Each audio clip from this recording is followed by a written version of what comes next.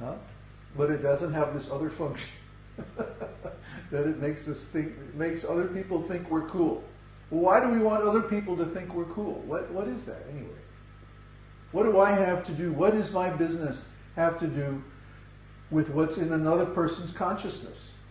I mean, that isn't that, when you think about it, it's a little bit nuts. Huh? Actually, it's more than a little bit. It's really crazy. Because you don't ever have to experience another person's consciousness.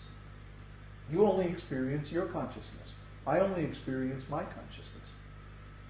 Whatever I experience goes on within my own consciousness.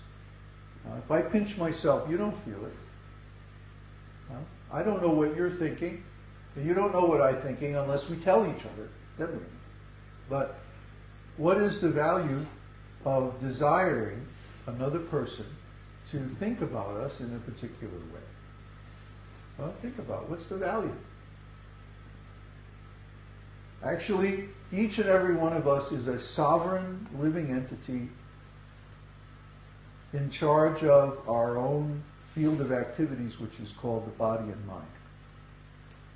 And so what we experience, whether we enjoy or suffer, or whether we grow wiser or more foolish, depends completely on our own activities, completely on our own conception of life.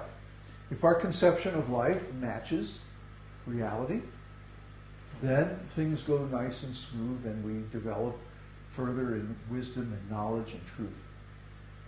And if our conception of reality goes against the actual reality, then we struggle and we suffer, and then we become degraded. So, this process of devotional service, then, is about voluntarily becoming a servant.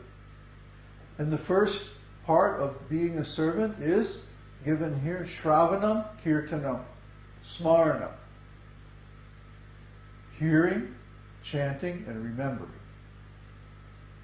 We hear from the sadhus. We hear from the expert souls who can cut away the material nonsense covering our real intelligence. And they tell us you have to hear from the scriptures. Shravana. Shravana, and then what? Kirtana, chant. First you hear, then you chant. What does that lead to? Smaranam. Smaranam means remembering. So we remember the Lord, think about Him, contemplate His different qualities and activities and His holy name. And because of this association with transcendental sound vibration, we revive our original consciousness. And we've talked about this as you get deeper into our teaching. We've talked about the whole mechanism and how this works. It's a deeply psychological process. But it works even if you don't know how it works. Even if you just execute the process, just chant this mantra, or any nice Vishnu mantra, the process works. Of course, it works better if you know what you're doing. Just like the car will go, is all you have to know is to put the key and step on the gas, and the car will go. Of course, if you also know that you have to put gas in it once in a while, that will help. Or change the oil. What to speak of if the car is broken? You have to know how it works to fix it.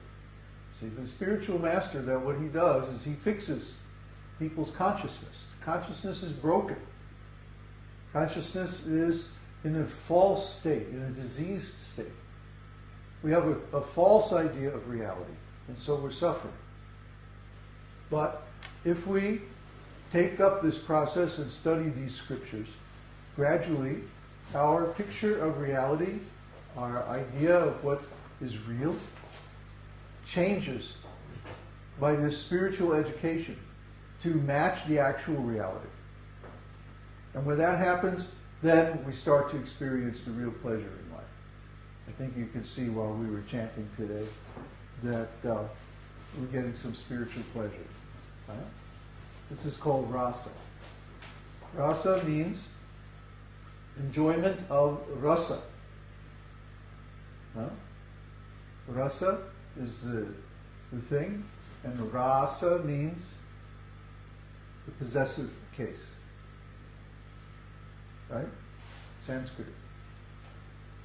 In Sanskrit, in some declensions, we make the possessive by lengthening the first vowel. So, what is that thing which is possessed by the sweet taste of Krishna consciousness? That's transcendental pleasure. Rasa. So when we engage in rasa, we experience rasa. Okay? When we engage in the sweet taste of chanting, hearing, remembering Krishna, Nanda-nandana, the son of Nanda Maharaj, then we experience great pleasure. Huh? And we can explain all the technical details of why that's so, but the main thing is the experience. Huh? Then, once you have this experience repeatedly, many times, and you understand if it's something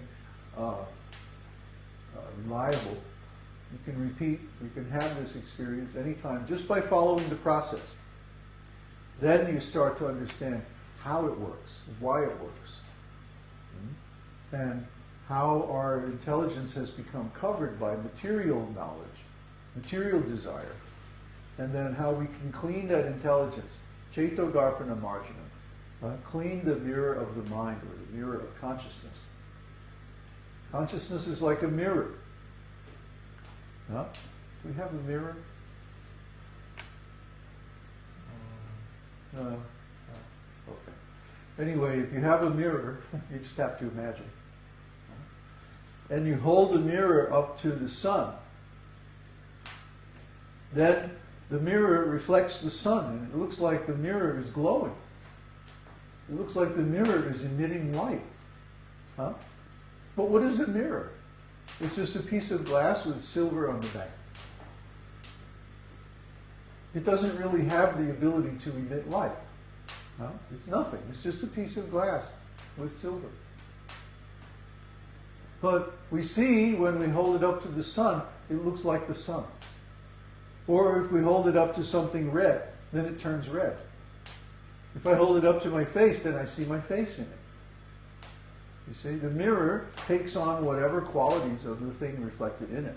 Similarly, the consciousness takes on the qualities of whatever we reflect in it. So when we reflect God, our consciousness takes on godly qualities. When we're conscious of worldly things, it takes on worldly qualities. Huh? This world is called sukha dukkha, happiness and distress, alternating, flickering happiness and distress.